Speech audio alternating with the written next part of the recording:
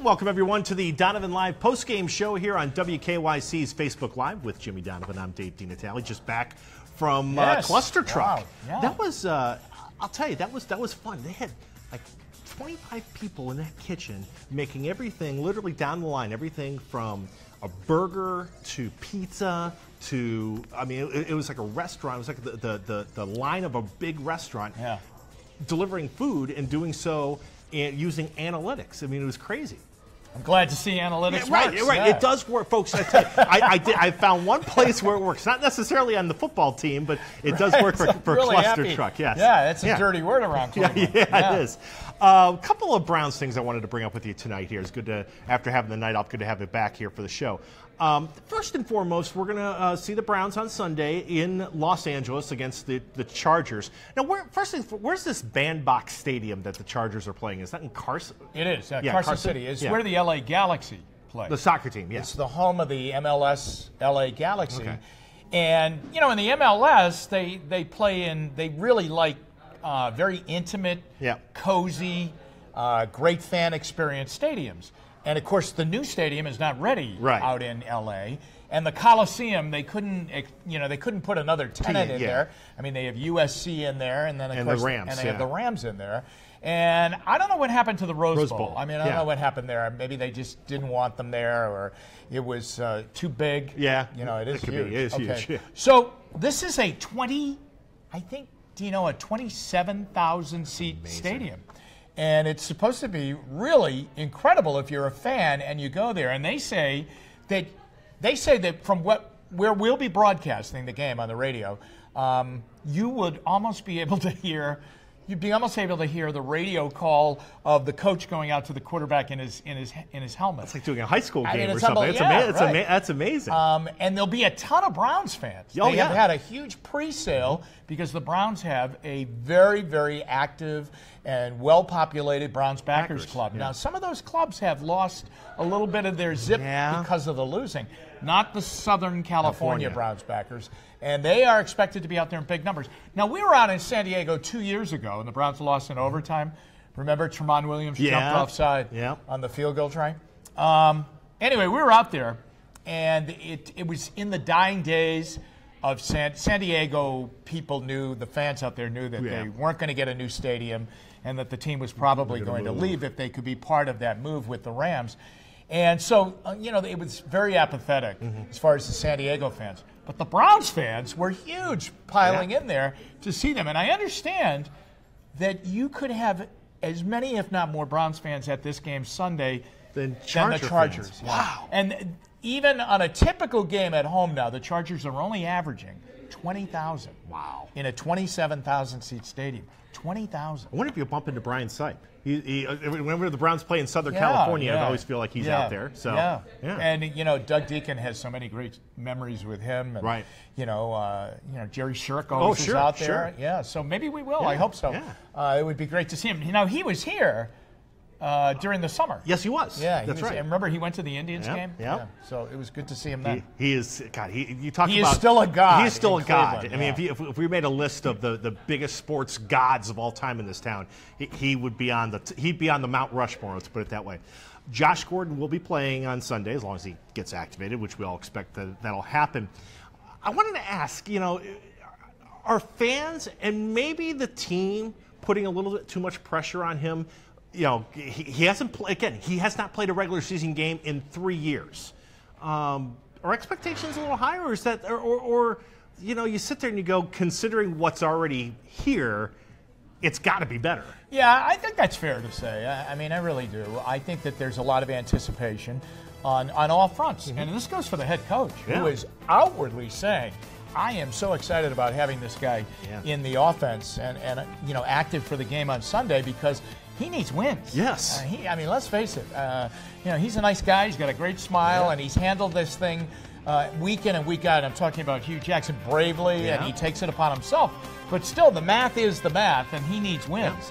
And Josh Gordon gives him a better chance than what he's putting out there currently through really, if you go back to last year, the 26 games that, or 27 games that they've been involved in. So, yeah, I think you might be looking at maybe putting a little bit too much pressure on him. But I think that I go back to 2014. I remember when they worked him in, and this was Kyle Shanahan, and it was a game in Atlanta, and he came back and he was playing. And it was a big game, and a game they ended up winning, and they put him in, and what they did right away was they just threw these bubble screens right on the line of scrimmage. So he caught the ball, and then he took off and ran. Now he can really separate.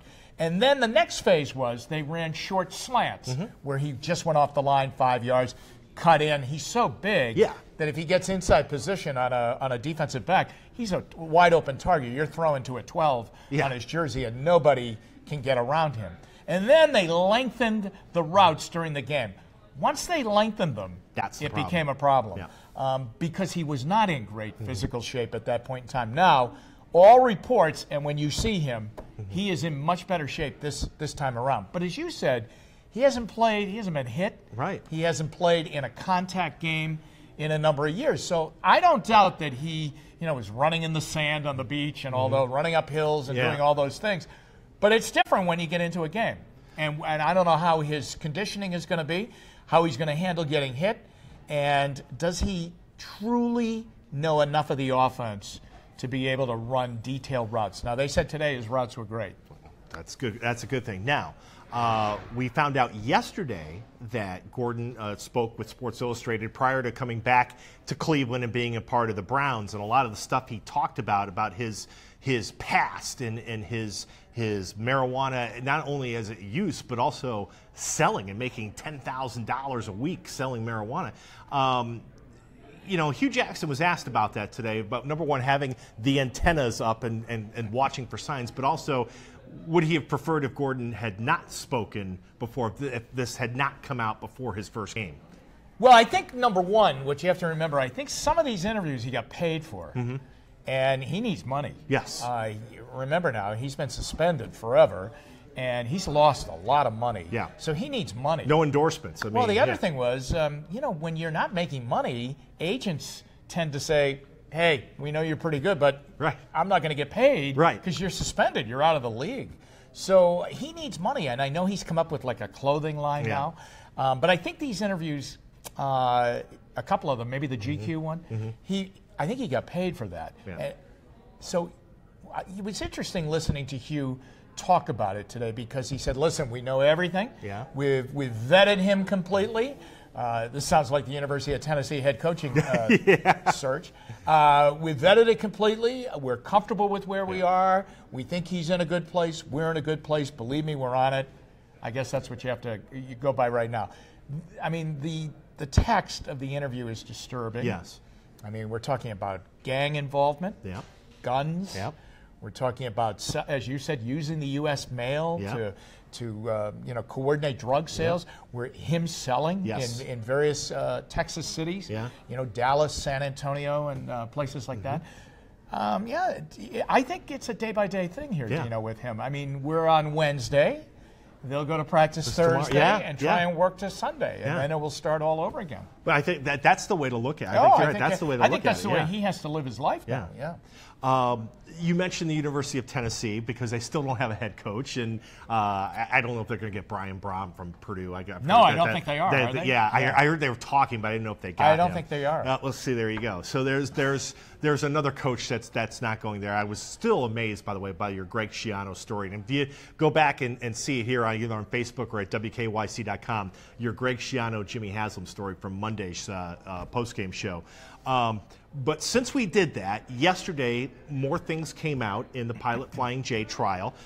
For the first time, there was actually we've heard Jimmy Haslam's voice on a secret recording that was made during the time of a seminar, if you will, that was basically designed to, here's how we're going to fraud customers. Now, Jimmy Haslam has said, and they reaffirmed this yesterday, that he's innocent, that he did no wrongdoing. But this is getting a little bit uncomfortable, I think, if you're a Browns fan and you start to think about the future of your franchise, and this is happening. Yeah. Now, here's the Haslam side of things, and believe me, I got an earful of the Haslam side of things today. So let's put that out there. Yes. Okay. Yes, please. To balance this out. Yeah. Their side of things is, yeah, this didn't look good and it didn't sound good, but it wasn't unexpected. They're saying that everything that has been in the original affidavit in the lead up to the trial. There's nothing there's no new revelation in this thing. And I don't know about but I was wondering about that recording. Yeah, the recording, because the recording in the affidavit, I think, was male voice number one, and now it's been identified as Mr. Haslam. Yeah. Now their side of the story is this: they're saying they feel helpless right now because they can't really get into things and pick apart the day's happenings in court. In other words, react to it because they're staying out of it, and they should stay out of it right now, and that's what they're doing. I think their side of the story, or those around them that are kind of weaving, what their thoughts are, I think they're basically saying their case is, yes, they admitted that their company got into a very, very bad scheme, and their position is, we obviously had some very bad employees in the company that we didn't know about, or at least to the level of wrongdoing that they were doing. That's their side of the story. Yeah. So, and they feel helpless about it, and they can't come out and talk about it and defend themselves or say, well, let me tell you that's not happening. Yeah, right. or that was wrong. What he said on the stand today, that didn't happen. They can't say that. So that's their position, and their position is that if he was going to be charged, he would have been charged already. Right. So right now, Dino, this trial is stalling. Stalling as far as getting a lot of momentum, and by momentum I mean being in court day to day. Like today was a recess day, and there's another recess coming up, I believe, around the holidays. So this is probably going to go well into January, if not to the end of January, and I don't know if it's going to leak into February. Because we're on 4 weeks already, and I mean, there's no sign that we're anywhere near closing arguments in this case. Well, the defense hasn't. Right, defense hasn't. They haven't had their turn to make their case. So, I mean, that's what I heard today, that their contention is, yes, this is coming out, but you would expect this to come out because people are trying to defend themselves, and they're saying, hey, listen, of course he knew about it. He was the boss of the company. They're maintaining, no, he didn't know about it, and we didn't know that we had as, evil employees, obviously, as wrongdoing employees as we have. That's the state of it. That's where it's going. That's where it's going. So trial resumes tomorrow. We'll keep an eye on it, but I wanted you to have a second talk about, because we obviously spent a lot of time yesterday on Channel 3 News about this and on WKYC.com about it. It's important because Jimmy Haslam is the owner of the Cleveland Browns, and Dee Haslam is the owner of the Cleveland Browns. And what happens in Tennessee has an effect on what happens here. It just does. Your head is in the sand if you don't think that people here in Cleveland are wondering what's going on in that Chattanooga courtroom, because it does affect the Cleveland Browns, because they are the stewards. He is the steward of the Cleveland Browns. Now, she really is a co-owner. Yes. And I think that's the way they have been describing things anyway. I mean, she is very involved. That's my opinion. That's my vision, that she has been more involved than she was when they first came into town. And I think that's commendable. I mean, if that's what she wants to do, I think that's very commendable. I mean, I'm not... It's a huge job. Listen, owning a franchise, I can't even imagine the scope of the job. And with Jimmy Haslam's attention, he in addition to owning the Browns, he is the CEO of Pilot Flying J. You've got to keep an eye on what's going on in Knoxville, on his company, his family's company. Yeah, it's nice to have somebody else minding the store here in Cleveland. Yeah. So, I mean, you just wait for the trial to continue and see how it progresses. I mean, and here in Cleveland, I would tell the Haslams, and I would tell everybody that works at 76 Lou Groza Boulevard, we are all watching it. Yes. And that's our job. Yeah. All right. With that, thank you, my friend. You got it. We'll do it again. All right. For Jimmy Donovan, I almost said Jimmy Haslam. For Jimmy Haslam, for Jimmy Donovan, I'm Dave DiNatale. Thank you so much for watching WKYC's Facebook Live, the Donovan Live postgame show.